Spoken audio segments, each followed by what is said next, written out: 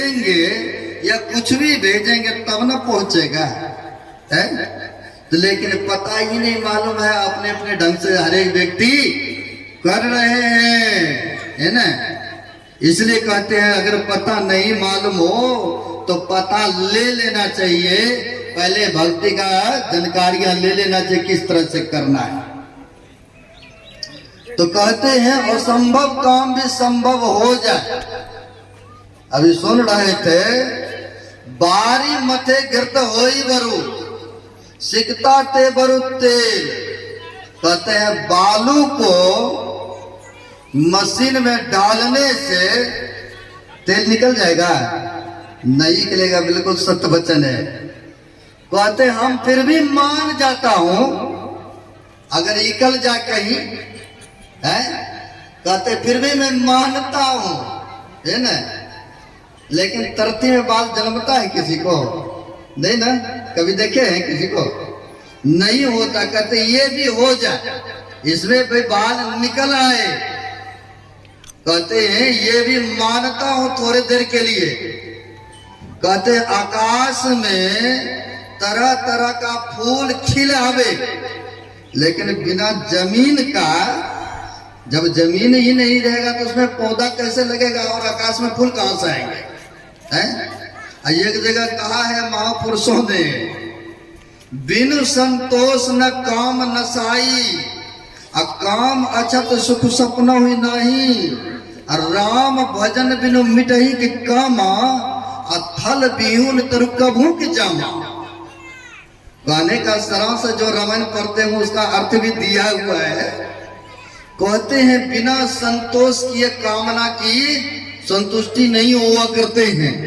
कहते ठीक उसी प्रकार से जैसे थल, थल मतलब जमीन, बिना थल के, बिना पृथ्वी का कोई पौधा नहीं लग सकता है।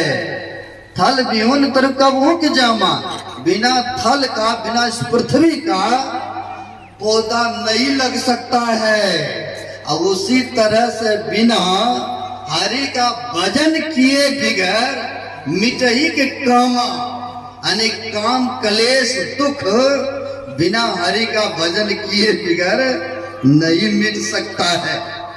लेकिन यहाँ पर कहते हैं वो संभव काम भी संभव हो जाए, मैं मान लेता हूं थोड़ा देर के लिए, है?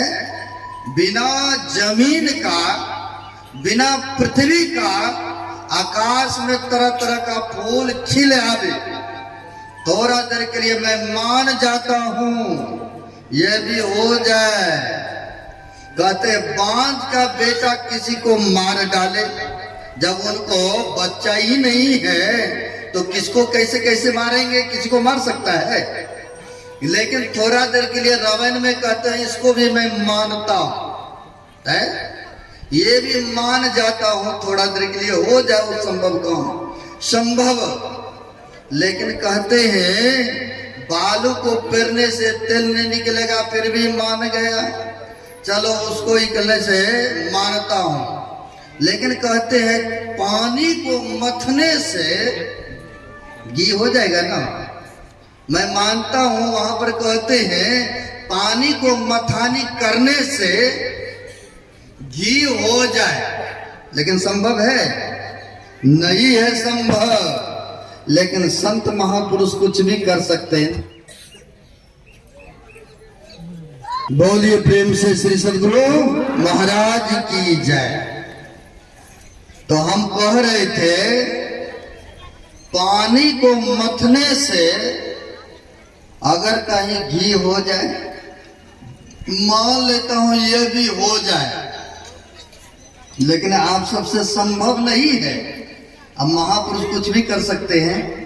आप सुने होंगे इलाहाबाद में देवराहा स्वामी थे न, आप लोग नाम सुने हुए, बड़े पहुंचे हुए, जो कि इंदिरा गांधी भी गए थे उनसे आशीर्वाद लेने के लिए, क्योंकि बड़े बड़े लीडर नेता लोग भी पराया अक्सर करके जाते हैं संत महापुरुष के चरण में। अगर कहीं उनके आशीर्वाद हो जाए न, 5 साल तो बड़ा चकाचक चला है, हैं? सत्ता मिला है, कुर्सियां मिला है, और फिर से उनकी दुआ आशीर्वाद हो जाए तो फिर से ये कुर्सी हमें मिल जाएंगे। तो इंदिरा गांधी भी गए हुए थे देवराहा बाबा के पास।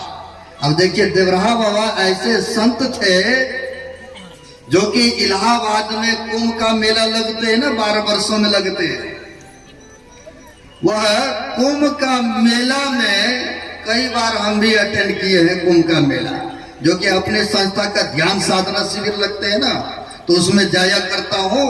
इसलिए जाता हूँ कि वहां पर देश विदेशों का संत महात्माओं का आगमन होता है ना, दर्शन पर्शन करने का मौका लगता है। तो वहां पर देवराहा स्वामी जी थे जो कि भक्तों के अपार भी। तो वहां पर देसी घी में मेवा, मिष्ठान, पूड़ी, मिठाई, रसगुल्ला सब बना रहे थे, लेकिन भक्तों का जो है अपार भी होते जा रहा था। अब जितना था सीमित था, भक्तों के ज्यादा दुगना तिगुना हो गए। तो एक शिष्य आकर के देवराज स्वामी जी का कहते हैं, महाराज अब तो लग रहा है घी के पीपा तो अब समाप्त होने को जा रहा है, अब भक्त लोग काफी खाने के लिए बाकी रह रहे हैं। तो देवराज स्वामी कहते हैं कि कोई बात नहीं है, चिंता के बात तो क्या है? कहा चिंता तो है ही है महाराज, पास में बाजार नहीं है, मार्केट नहीं है, दूर है। जाएंगे कब बनेगा, कब खिलाएंगे?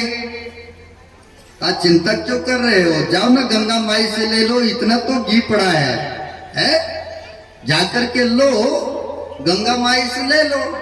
कहा गंगा माई कहीं घी देती है? गंगा माई में तो जल प्रवाह हो रहा है। अरे जाओ ना गंगा माँ से, कहना मैं घी ले रहा हूं उधार पैसा, आज जब वक्त आएंगे, समय आएंगे तो हम दे भी देंगे। कहा महाराज ये कैसे कैसे बात कर रहे हैं आप? नहीं, गंगा जी में क्या मिलेगा, जल मिलेगा ना, घी तो नहीं मिलेगा। लेकिन यहाँ संतों की वाणी है, संत कह रहे हैं ना, अरे जाओ कोई बात नहीं है, गंगा जी से ले लो, गंगा माई से। बोला उधार ले रहे हैं, देवराहा बाबा का कहना है तो माई घी बाद में वापस कर देंगे।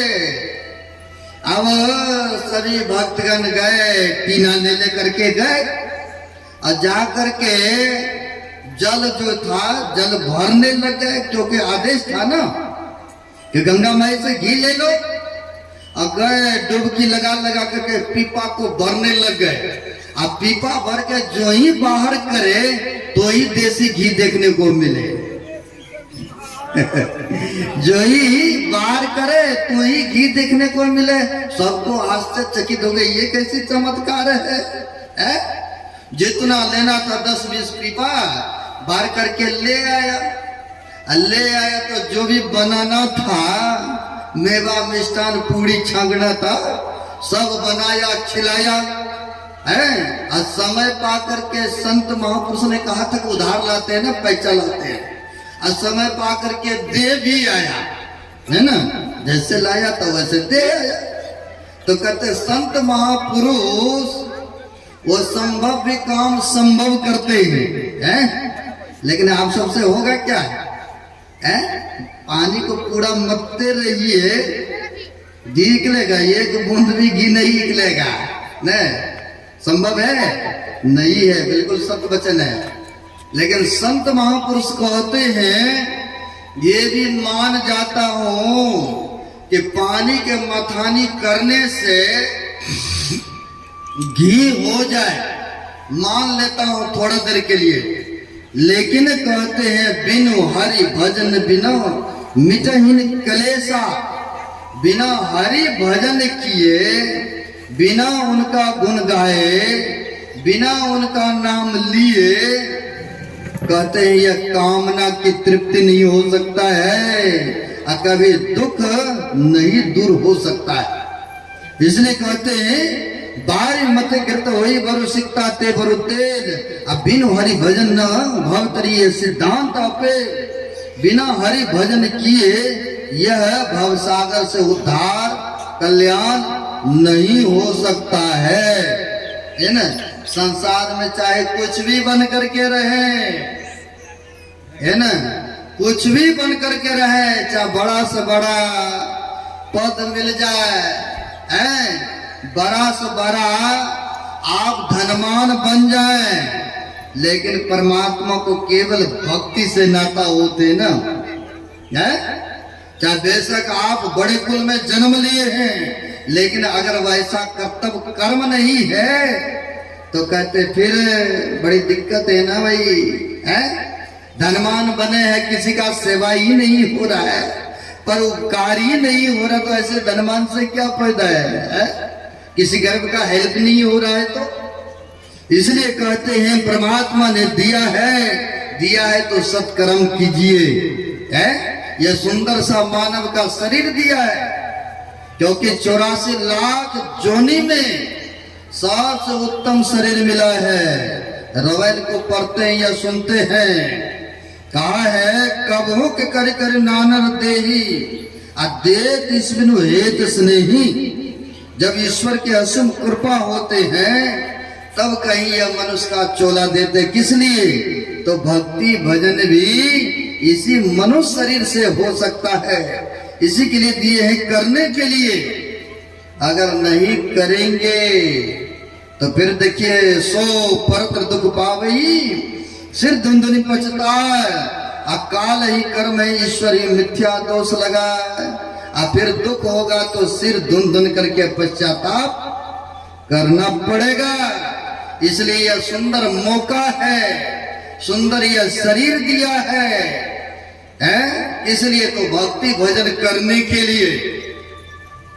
और भक्ति का हमारे संचालक साहब के द्वारा सुन रहे थे, भक्ति का अर्थ होता है एक सेवा भी, ने किसी का हम सेवा करेंगे तो वह प्रसन्न होते हैं, और प्रसन्न हो जाए, दया उनकी हो जाए तो आशीर्वाद ही तो मिलेगा ना, है?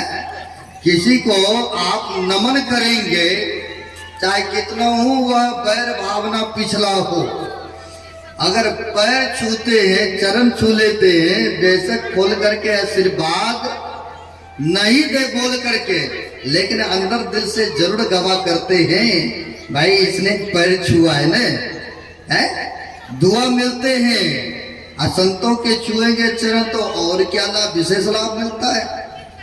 तो कहते हैं जो भक्ति भजन करते हैं संत महापुरुष के छत्र छाया में जाते, चरणों में जाते हैं, तो जीवन में लाभ ही लाभ है। आप कहेंगे क्या लाभ है? तो महापुरुष कहते हैं जो जान करके, समझ करके, बूझ करके भक्ति करना प्रारंभ करते हैं तो उनको लाभ ही लाभ है। आप कहेंगे फिर क्या लाभ है? भगवान बुद्ध के समय की बात है, संत महापुरुष तो होते ही उपकारी। तो इसी तरह से सत्संग हो रहा था तो बहुत लोग आए सत्संग सुनने के लिए।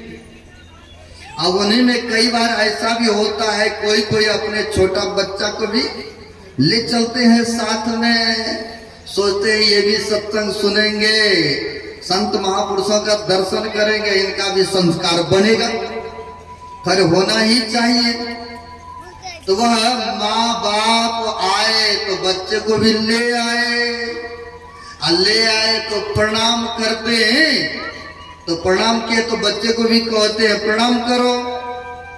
और जब माँ बाप प्रणाम किए तो उनको संतों ने आशीर्वाद दिया कि चिरंजीवी हो, दीर्घ आयु हो, ऐसा आशीर्वाद मिला। क्योंकि शुभ काम करने वाले को उनको लाभ होता ही है, मिलता ही है उनको, है ना, उनको सुखी होता है।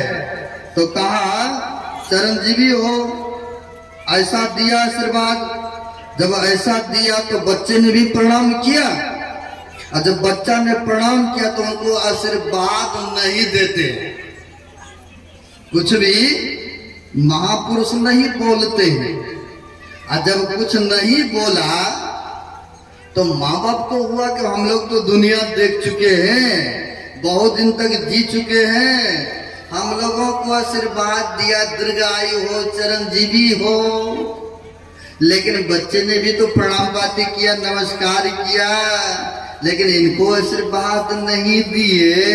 तो माँ बाप पूछते हैं, प्रभु बच्चे से कौन सी गलती हो गए जो कि आप इनको आशीर्वाद नहीं दिए? हम लोगों को तो आप आशीर्वाद दिए, किंतु इनको नहीं दिए, क्या बात है प्रभु? बताने की कृपा करें। तो संतों ने कहा, क्योंकि संत महापुरुष जो होते हैं ना, तीनों काल के बातों को जानते हैं, भूत भविष्य वर्तमान के बातों को जानते हैं। तो कहा हम कैसे इनको आशीर्वाद दें? कहा क्यों प्रभु? कहा हम देख रहे हैं मात्र अब ये 7 दिन ही इस पृथ्वी लोक में रहेंगे जिंदा, 7 दिन मात्र जीवित रहेंगे, और हम कैसे इनको आशीर्वाद दे दें? अब जैसे सुना कि 7 दिन ये एक ही पुत्र था, धन रुपया तो अपार था, अब इनको टेंशन माँ बाप को हो गए ना।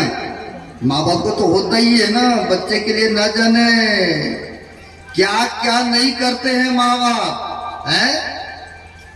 क्या क्या नहीं करते हैं। अगर कहीं बच्चा बीमार हो जाए तो जो भी जेवर गहने रखते हैं ना, वो भी बेच के लगा देते किसी तरह से ठीक हो जाए, और उससे भी नहीं होता है तो जगह को भी बेच देते हैं, कहीं देखने को मिलता है? और वही बच्चा जब बड़ा होता है तो देखिए ना, माँ बाप जब वृद्ध हो गया तो वही बच्चा एक दिन अपने फैमिली, अपने परिवार, अपने बच्चे लेकर के एक ही घर में है, लेकिन माँ बाप से बात करके खुश नहीं है। घर घर देखने को मिलता बहुत जगह ऐसा, एक ही घर में है 2 जगह चूल्हे पक रहा है, रोटियां है, ऐसा देखने को मिलता है। अब कई घर में जाते भी हैं, देखते हैं एक ही पुत्र है, महाराज इधर भी चरण रख दीजिए, इधर भी रख दीजिए। आज भी कई के घर में गए, अब एक ही घर में 2 जगह देखते हैं, भाई गैस चूल्हा है, रसोई के बर्तन सब तो नहीं। मन में तो हो ही जाता है ना, पुत्र एक ही है लेकिन 2 जगह लग रहा है रोटी पक रहा है? कई भक्त बता भी देते हैं, महाराज हमारे बात नहीं मानते हैं बेटा, है ना, वो रोटी अलग खाते हैं, एक गिलास पानी तक देने के लिए तैयार नहीं होते हैं। लेकिन याद रखे भाई, आप भी पिता बने हो ना, है?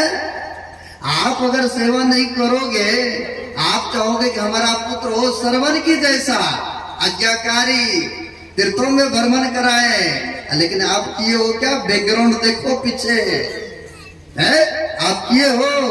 आप तो किए नहीं हो, लेकिन आप चाहते हो हमें सेवा मिले, है? लेकिन संभव नहीं होता है भाई। आप करोगे तभी आपको भी करने के लिए मिलेगा, देखने को मिलेगा, आज्ञाकारी पुत्र मिलेगा, है ना? इसलिए कहते पुत्र का कर्तव्य होता है कि माँ बाप बुजुर्गों का सेवा करना चाहिए, है? माँ बाप ना जाने बच्चा बीमार होते तो क्या क्या नहीं करते, जगह जमीन जो भी रहता है सब कुछ बेच करके लगा देते हैं। वही जब पुत्र बड़ा होता तो 1 गिलास पानी देने से भी इनकार, है? यहाँ तक कि कई बार तो पहचानने से भी इनकार हो जाते हैं। आपको सच्ची घटना मैं बता रहा हूँ, दिखा रहा हूँ। पहचानने से भी माँ को कहते इनकार कर गए, क्योंकि पद प्रतिष्ठा जब पा लेते हैं ना तो फिर भूल जाते हैं बैकग्राउंड पीछे का बातें। होता क्या है, एक गरीब ब्राह्मण थे, गरीब ब्राह्मण, क्योंकि सब तरह के होते हैं ना। गरीब ब्राह्मण थे, अब नहीं पुत्र हो रहा था, ना ही तो पुत्री ही, लेकिन इसके लिए बहुत प्रयास किए। बहुत प्रयास करने के बाद समय आने पर एक पुत्र हुआ, और वो भी हॉस्पिटल में। अब हॉस्पिटल में वह पुत्र हुआ तो बड़ी खुशी हुआ, लेकिन होता क्या है, जन्म लेते सार क्या था कि एक आंख था, एक आंख नहीं था। कई बार ऐसा होता है, आपके हमारे श्रद्धेय अशोक बाबू अभी प्रोग्राम 2 दिन का कराए, वहां पर एक लेके आया था, दोनों आंख से पूरी सुरदासी थे, खुलता नहीं था, देखने को ऐसा मिला था। बहुत ऐसा भी है। अब क्या हुआ, जन्म तो लिया लेकिन क्या था, एक आंख था, एक आंख है ही नहीं था, देखने में बड़ी सुंदर, बहुत अच्छा है ना। तो डॉक्टर ने कहा अगर कोई इनको एक आंख अभी अगर दे देते हैं ना अपना, तो ऑपरेशन करके हमको इनको दोनों आंख एक जैसा बना सकता हूं, सुंदर और हो जाएंगे। तो डॉक्टर ने कहा माँ बाप से पहले कहा भाई देखो पुत्र तो जन्म लिया है लेकिन एक ही आंख है, ऐसे करो एक आंख अपना दे दो और पुत्र को मैं लगा देता हूं ऑपरेशन के द्वारा, ये और सुंदर हो जाएंगे। तो पिता सोचने लगे अरे ये जिएगा या नहीं जिएगा, अभी तो छोटा है, हम इतना बड़ा है, ऐसे भी बहुत होते हैं।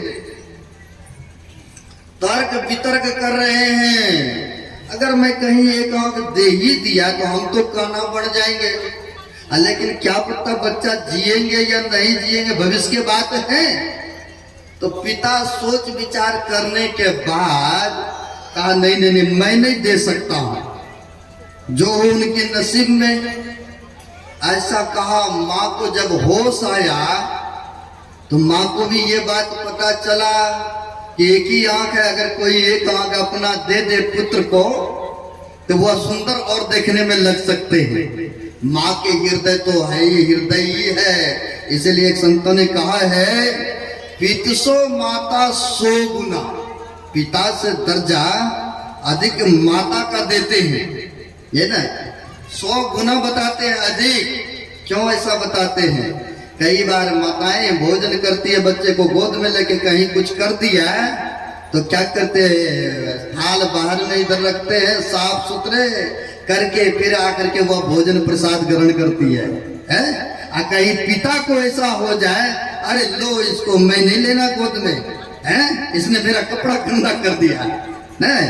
ऐसा आप लोग देखते हैं करता है। लेकिन माता ये नहीं कहती है, आप तो बेशक गिले में सोती है लेकिन बच्चे को सूखे में सुलाती है, कहीं मेरा बेटा बीमार ना हो जाए, तो ऐसा इसलिए उसको 100 गुना पिता से अधिक दर्जा देते हैं महापुरुष।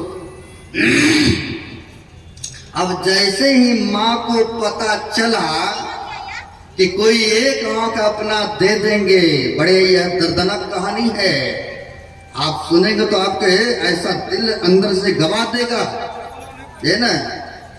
अब क्या बोलते हैं, माँ को जैसे पता चला तो माँ बेचारी कहती है कोई बात नहीं है, पुत्र तो मेरा ही कहलाएंगे ना, क्यों नहीं मैं अपने पुत्र को सुंदर करने सुंदर देखने हेतु एक आंख तो ही, एक आंख से काम चला लेंगे, क्यों नहीं मैं अपना एक आंख दे दूं।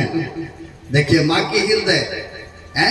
उन्होंने कहा डॉक्टर साहब से, डॉक्टर साहब कोई बात नहीं है, आप हमारा एक आंख ले सकते हैं, लीजिए हम देने के लिए तैयार है, हम पुत्र को सुंदर देखना चाहती हूँ, है ना। अब ऐसा इजाजत दिए तो ऑपरेशन हुआ, ऑपरेशन के द्वारा एक आंख निकाला गया और बच्चे में सेट किया गया। बच्चे धीरे धीरे बढ़ता गया, कुछ लायक हुआ। अब गरीब था बेचारा ब्राह्मण, दूसरे के खेतों में काम करने भी जाया करते थे। अब सड़क जा रहे थे, अचानक क्या होता है, एक्सीडेंट हुआ, क्योंकि ये जीवन का कोई पता नहीं है ना, कब किसको क्या हो जाए। एक्सीडेंट होता है, बीच सड़क पर ही उनकी मृत्यु हो गई। अब मृत्यु हो गए तो किसी तरह से बेचारी उसका दाह संस्कार किया। अब वह दूसरे के घरों में, खेतों में काम करती है और काम कर करके बच्चे को चाहती है कि योग बना दो, क्योंकि एक ही सहारा है ना। कई ऐसे है, एक पुत्र होता उसी को लेकर के जीवन व्यतीत कर लेती है ना। अपना सारा सुख सुविधा को त्याग देती है। ऐसे भी बहुत है, क्योंकि माँ के हृदय तो माँ के हृदय है, बड़े दर्दनाक है, हैं? अब माँ सोचती है कोई बात नहीं है, हैं? इसी पुत्र को पढ़ाएंगे लिखाएंगे, यही हमारा नाम रोशन करेंगे, यही अंतिम हमारा सहारा बनेंगे। अब दूसरे के घरों में काम करना, खेतों में काम करना, करके बेचारी बच्चे को स्कूल में लगा दी है, ताकि पढ़ा लिखा करके एक ही है, गांव के स्कूल में पढ़ने के लिए भेजती है। अब बच्चा था छोटा, अब ले करके जाती थी, उंगली पकड़ करके स्कूल तक छोड़ आती थी। जब छुट्टी होता था तो लेने के लिए भी जाए, क्योंकि एक ही था ना, आपके भी छोटे होते ना तो आप भी छोड़ आते हैं, दादा सब फिर ये रहते हैं नहीं, अरे जाते हैं दादा लोग, छोड़ आते हैं तो ले भी आते हैं। तो बूढ़ी बेचारी समय पर छोड़ आती थी और समय पर लेकर के आती थी, क्योंकि एक ही था ना, कहीं सड़क जाएंगे, कहीं पिता की तरह इनका भी ना कुछ हो जाए बच्चा। लेकिन बच्चा जब सियाना हुआ, कुछ बड़ा हुआ, तो बच्चा में खेलते हैं, और खेलने के क्रम में दूसरे बच्चा ने कहा, अरे तुम तो कान्हा की बेटे हो, कान्ही के बेटे हो, कान्ही के बेटे। अब जैसे दूसरे विद्यार्थी ने कहा, तुम तो कान्ही माँ का बेटा हो, कान्ही माँ का बेटा हो, तो इनको बड़ा झटका लगा। नहीं, विद्यार्थी हमारी इंसल्ट कर रहा है, तो बड़ा उनको झटका लगा। तो उन्होंने सोचा कि माँ को कल से आना ही बंद कर देंगे। ये लोगों ने देखा तभी तो कहा है। अब गए, ये जा करके कहते, माँ कल से तुम हमें नहीं छोड़ने आओगे और नहीं लेने के लिए ही आओगे तुम स्कूल में। लेकिन माँ ने एक बार नहीं पूछी, क्यों बेटा तो ऐसे कह रहे हो। माँ ने सोची कि जाओ बेटा, तुमको जिसमें खुशी हो हम वही करने के लिए तैयार हैं, चलो तुम ठीक से जाना बेटा, ठीक से आना। इतना कहा, पढ़ने में बहुत तेज थे। अब वहां जहां तक मिडिल स्कूल तक होता है, घर का गांव का प्राइमरी स्कूल होता है, जहां तक था शिक्षा वहां तक पढ़े। पढ़ने के बाद कोई शहर में, नहीं आप लोग भी देते ना शहर में, हमारे भूतपूर्व मुखिया जी है, और इनका भी पुत्र इन्होंने घर में ले गए थे बड़ी आदर सत्कार से। जहां पर युद्ध चल रहा रूस और यूक्रेन में, इनके पुत्र आया, कहा बाबा ये भी यूक्रेन में फंसे पड़े थे, लेकिन धन्यवाद देते हैं कि वह सरकार ने हमारे पुत्र को यहाँ तक ले आया है। तो कई बार क्या होता है, पढ़ने के लिए अपने पुत्र को बाहर भेजते हैं किसी शहरों में, ने पढ़ लिख करके योग्य हो, मेरा नाम रोशन करे है? तो क्या करते, समय समय पर आप बेशक बढ़िया भोजन नहीं लेते हैं, बढ़िया शरीर में वस्त्र नहीं पहनते हैं, लेकिन समय समय पर बच्चे के लिए मंथली भेजते रहते हैं ना, क्योंकि बच्चे के लिए खर्चा चाहिए ना महीने। तो समय समय पर आप लोग भी भेजते हैं बाहर। अब बेचारी बूढ़ी अकेले कमाने वाली बहुत परिश्रम करती है, मेहनत करती है। अब समय समय पर भेजते रहती है पुत्र को पढ़ाई के लिए, है ना, पढ़ाई के लिए भेजती रहती है। अब बच्चा जो था पढ़ने में बड़ी तेज, माँ को था कि कहीं कलेक्टर बन जाए, कोई अच्छा पदवी ले आए, तो हमारा जो है दुख गरीबी सारा दूर हो जाएंगे। लड़का शहर में पढ़ रहा था, पढ़ते पढ़ते समय आने पर उनको कलेक्टर की पदवी भी हासिल हो गए, क्योंकि गरीब का बच्चा था, बड़ी मेहनत किया था, पढ़ने में बड़ी तेज, है ना। कलेक्टर की पदवी उनको मिल गया। पहले जमाने में चिट्ठी चला करते थे ना, अब ना हेलो हुआ है? पहले चिट्ठी पर, क्योंकि बुजुर्ग लोग रहे हैं, आप लोग भी कहीं बाहर जाते होंगे ना, तो चिट्ठी लिखते थे कि हम ठीक है, कुशल पूर्वक, आप लोग चिंता ना करें। जो भी होता था अब वहां से पुत्र चिट्ठी भेजते हैं शहर से गांव में कि माँ तुम्हारी आशीर्वाद से हमें कलेक्टर की पदवी मिल चुका है, हम कलेक्टर बन चुके हैं। तो माँ को बड़ी खुशी हुआ। माँ कहती है कि बेटा एक बार आ जाओ, बहुत दिन हो गया है तुम शहर में गए हुए बचपन से, तो एक बार आ जाओ। कहा कोई बात नहीं माँ, समय जब आएगा तो हम आएंगे, अभी रहने दो। अब होता क्या है, काम करते हैं, कलेक्टर की पदवी मिला, पैसे भी होने लगा, बढ़िया जब कमाई होने लगा तो शहर में ही बढ़िया मकान बना लिए, जमीन लेकर के बढ़िया से मकान बना लिए। अब बढ़िया पोस्ट पर तो है ही है। अब शहर के लड़की से इनके विवाह भी हो गए, शहर के लड़कियों से विवाह भी हो गए।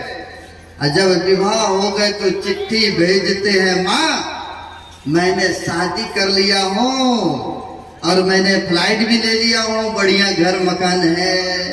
अब माँ ने जैसे सुने, नहीं कई बार आप लोग भी गांव समाज में देखते हैं, मैं अनुभव बात बता रहा हूँ, पढ़ने के लिए भेजे बाहर, अब पढ़ते लिखते उधर ही शादी मैरिज करके उधरे दुनिया बसा लेते हैं। ये कमाने के लिए भेजे दिल्ली पंजाब, अब उधरे दुनिया बसा लिया, माँ बाप की आशा को निराशा कर दिया, माँ की आशा बाप की आशा पर पानी फेर देते हैं। ऐसा भी बहुत देखने को मिलता है गांव समाज में। अब मेरे पास तो ज्यादा ये केस आते हैं, बाबा उनको समझाइए ना, वो अभी तक बात नहीं मान रहा है, उसी से कहता उधरे करेंगे। अगर आप लोग नहीं मानोगे तो जो भी आते घर वो भी नहीं आएंगे, है ना। तो ऐसा कहते हैं, समझाते हैं, कहते समझाइए बुझाइए, वो हमारा देखा, हमारा सोचता हूँ गांव के रीति रिवाज की तरह हो, लेकिन ये मानने के लिए तैयार ही नहीं। ऐसा बहुत आता है ना। अब चिट्ठी भेजते हैं, माँ मैंने शादी कर लिया, बढ़िया मकान फ्लाइट बना लिया हूँ। अब जैसे माँ बूढ़ी बेचारी सुनती है वैसे पसीना फिर गए, क्योंकि बचपन से पाल पोस करके बड़ा किए थे ना। अब यह बेटा सोचते हैं गांव में जाएंगे, यह बड़े घराने की बेटियां हैं, हमारे जीवन साथी हैं, अगर कहीं इनको लेकर जाएंगे तो कहेंगे यही गरीब के बेटे हो, तो मेरी बेइज्जती होंगे, इंसल्ट होंगे, है ना। अब वो जाते नहीं हैं, शहर से गांव देहात जाना पसंद नहीं करते हैं।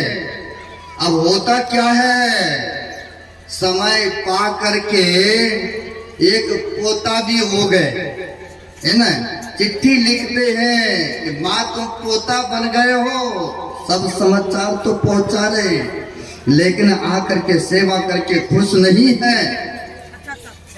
चिट्ठी लिखते हैं पोता बन गए, पोता हो गए, माँ तो दादी बन गए हो। अब बेचारी को रह नहीं हो रहा है, बहुत बरस हो चुके थे ना, अब रह नहीं हो रहा है। वह पता लेकर के, वह चिट्ठी लेकर के, क्योंकि उस पर एड्रेस होते हैं ना, चला तो बस से उतरे, बस स्टैंड से रिक्शा ली, उस पते पर भाई कलेक्टर के जाना है, घर पर तुम छोड़ आओ वहां तक। अब वहां तक छोड़ा, गेट पर आया। अब बड़े बड़े घर में देखे होंगे गेटमैन होता है ने। अब तो बहुत ऐसा है, पहले आप अपना आइडेंटिटी कार्ड दिखाइए या आधार कार्ड, तब इन करने देंगे, एंट्री होने देंगे अंदर में। पहले प्रूफ लेते हैं, बड़े बड़े जाइए गुड़गांव सब जाते हैं, देखते हैं, सबसे परिचय पहले लेते हैं, या तो पहले फोन करेंगे उस फ्लाइट नंबर वाले को कि आपका आदमी है क्या, इनको जाने की है इजाजत, आप जानते हैं इनको। आज जाने का था, हाँ जी आने दो। गुड़गांव में गए थे, जब आचार्य श्री हरिनंदन जी महाराज आए थे तो हम लोग गए थे दर्शन करने, तो बड़ा सारा 10-15-20 फ्लाइट था, एक ही पर मकान के मुंह पर मकान, तो लिफ्ट से चढ़ना होता। जब गए वहां के भक्तों लेकर के, तो वहां पर गेटमैन ने फोन किया, अब करने के बाद कहा हमारा आदमी है आने दो, तो फिर भी गाड़ी नंबर, मोबाइल नंबर, क्या नाम है, ये सब कुछ होता है आजकल, है ना। अब वहां पर गेटमैन था, और वो गेटमैन कहते कहाँ जा रही हो? कहा यही है कलेक्टर साहब का घर। कहा है तो यही। कहा मेरा पुत्र का घर है।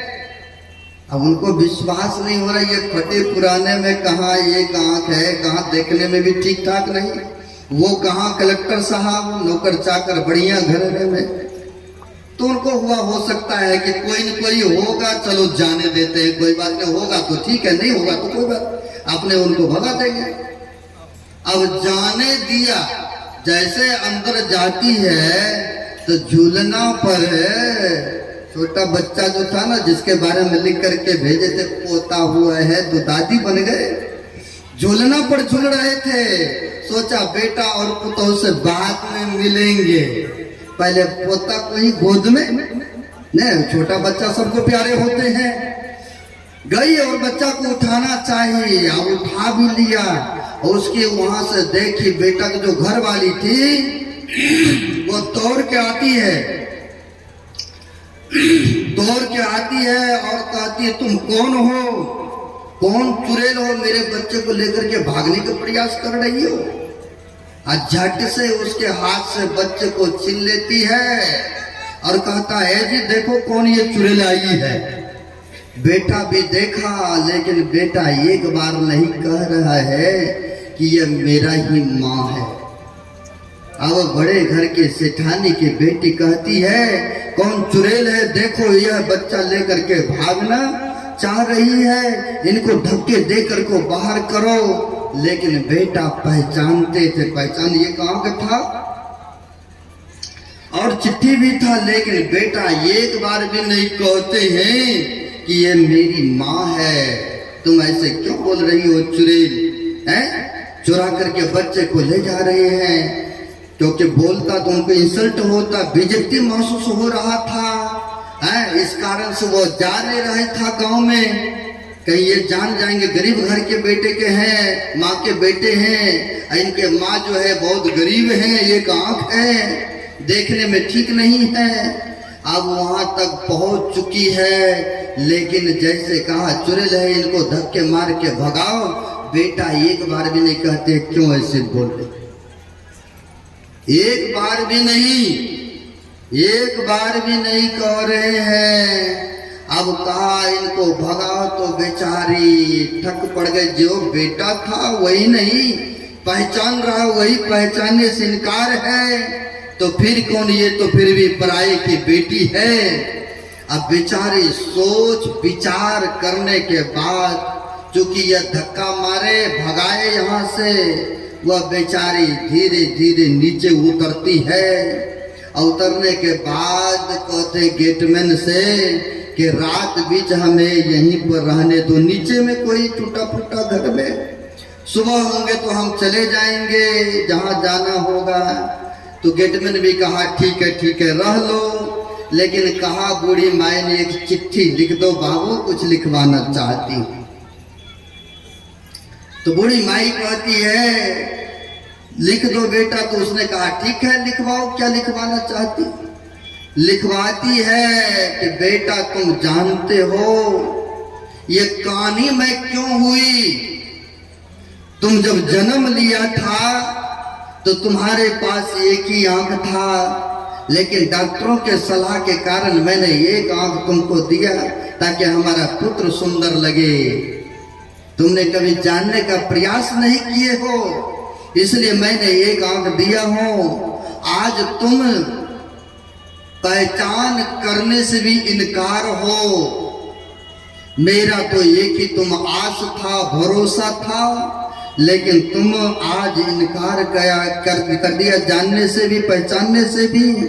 अब मेरा कोई सहारा नहीं है इस दुनिया में, जाओ तुमको फिर भी मेरे तरफ से आशीर्वाद है, तुम जिंदा रहो, जियो, बढ़िया से कमाओ खाओ, मेरा आशीर्वाद है।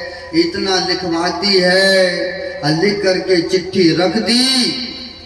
रात में ही बेचारी जो साड़ी पहनी हुई थी, एक ठाठ में, टूटे हुए घर के ठाठ में वह लगा लेती है, और लगा करके गले में फंसरी लगा करके लटक गई।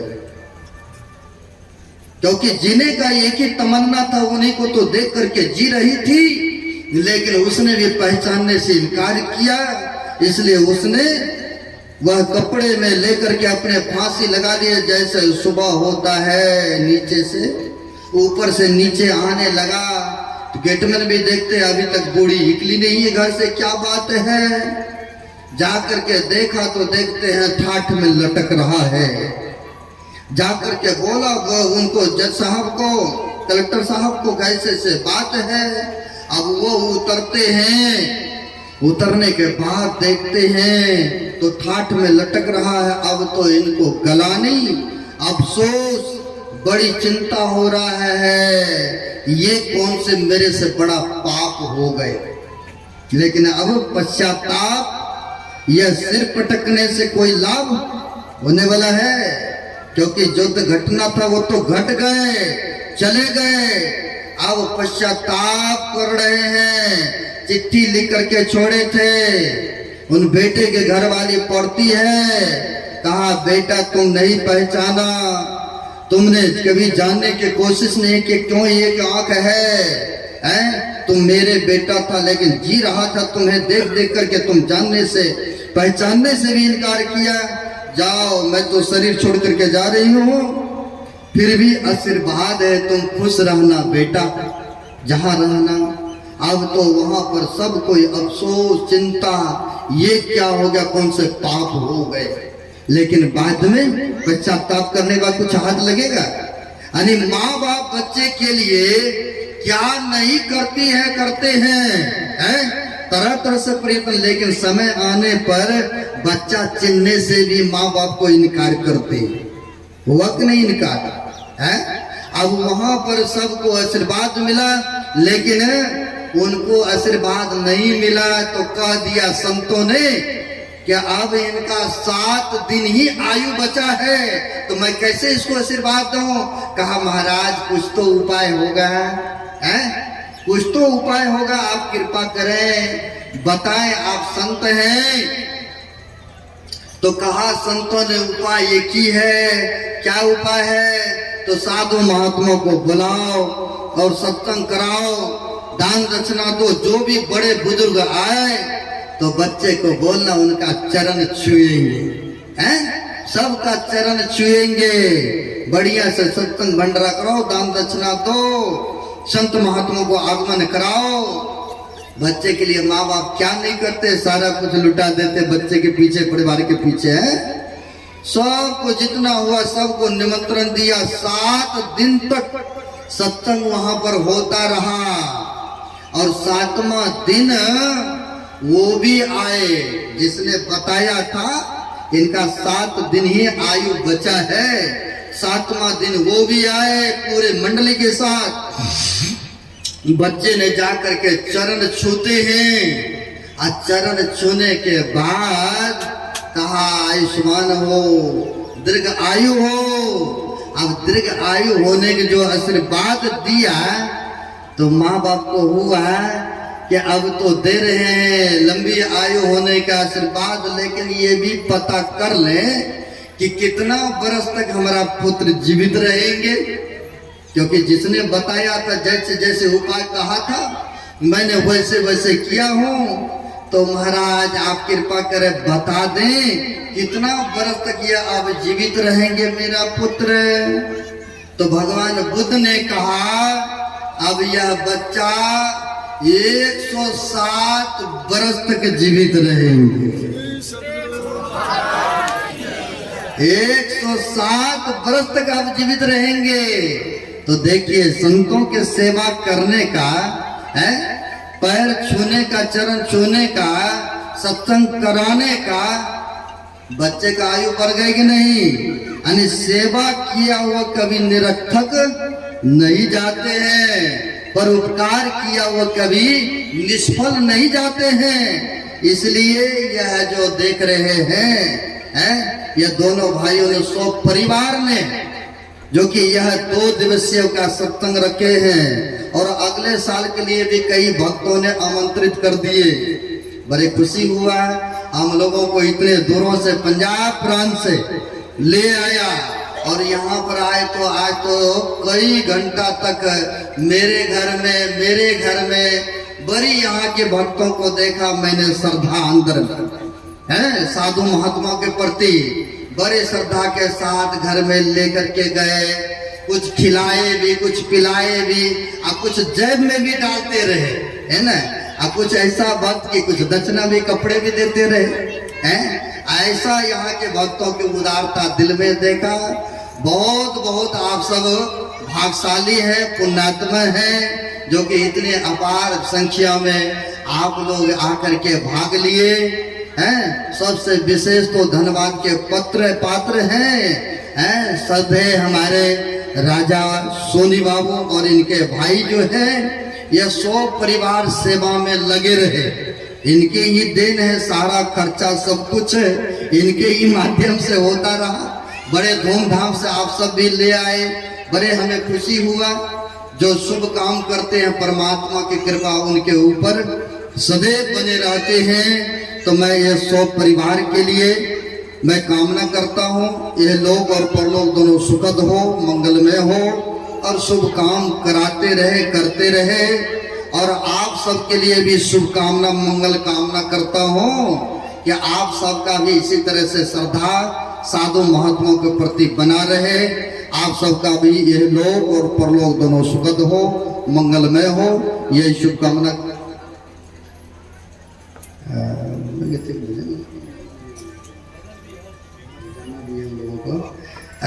कहने के लिए हमारे माइक संचालक कहा था, बाबा आप ये घंटा बोलेंगे।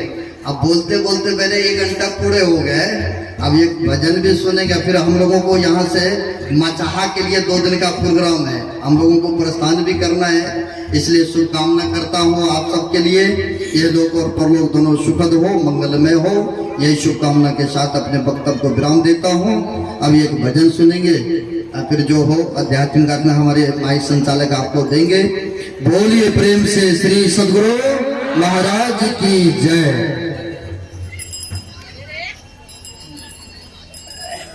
अब कुंदन कुमार जी से हम लोग एक छोटा सा भजन सुनेंगे। इसके बाद धन्यवाद ज्ञापन होगा और हमारे भगीरथ जी विदाई गीत गाएंगे।